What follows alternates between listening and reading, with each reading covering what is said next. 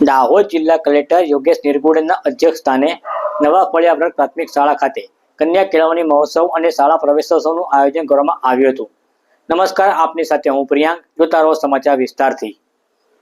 આજરોજ નવા ફળિયા વર્ગ પ્રાથમિક શાળામાં કન્યા કેળવણી મહોત્સવ અને શાળા પ્રવેશોત્સવ 2024ની ઉજવણી કરવામાં આવી હતી, જેમાં મુખ્ય મહેમાન તરીકે દાહોદ જિલ્લા કલેક્ટર યોગેશ નિરગુડે ઉપસ્થિત રહ્યા હતા અને તેમના હસ્તે આંગણવાડીના બાળકો, બાલવાટિકાના બાળકો અને ધોરણ 1ના બાળકોને શૈક્ષણિક કીટ આપી શાળામાં પ્રવેશ કરાવવામાં આવ્યો હતો।